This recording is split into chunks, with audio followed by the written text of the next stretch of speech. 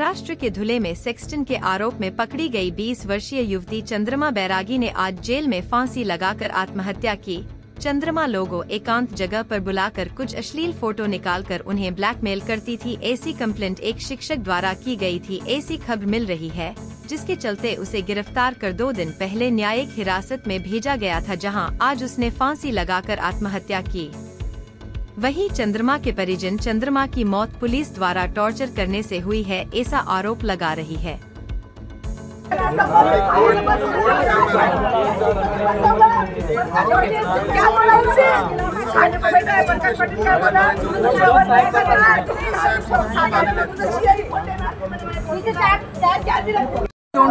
सगळ्या किशी तुझ्या अंगावर टाकतो, असे दुसऱ्यांच्या किशी अंगावर टाकायला सांगत होते।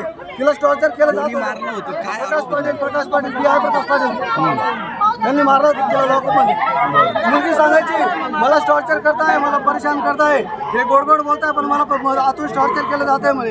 आणि जो प्रकाश पाटील आहे ना, त्यांनी त्याचं टॉर्चर केलंय। हा, आणि आझादनगरला व्हिडिओ पाहत होते। व्हिडिओ कोण? आझादनगरचे कर्मचारी व्हिडिओ पाहून मला चिडवत होते। ते तिला माहित पडलं म्हणून ती जास्त असं त्रास झाला तिला। तुमचं नाव काय? तुम्ही कोण आहे तिची? मी संजय बैरागे, मुलीचा बाप आहे मी। काय नेमकं प्रकरण आहे, काय घटना आहे?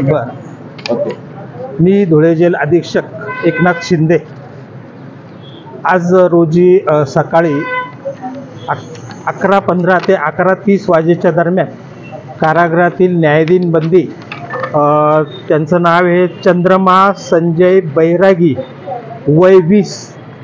ही महिला 2 दिवसापूर्वी कारागृहात दाखल झालेली होती देवपूर पोलीस स्टेशन मार्फत। आणि आज रोजी तिने आमच्या महिला विभागातील जो हॉल आहे त्या हॉलच्या पाठीमागं बाथरूमला जाण्याच्या कारणा सांगून ती पाठीमागच्या हॉलच्या बल्लीला ओढणीच्या साहाय्याने गळफास घेऊन तिने आपखुशीने आत्महत्या केलेली आहे। याबाबत आम्ही स्थानिक पोलीस स्टेशन यांच्याकडे आकस्मिक घटनेबाबत फिर्याद देण्यात आलेली आहे। आणि आज रोजी माननीय जज साहेब न्यायाधीश यांच्या समक्ष पंचनामा करण्यात आलेला आहे आणि पुढील तपास स्थानिक पोलीस स्टेशन धुळे शहर पोलीस स्टेशन करीत आहे।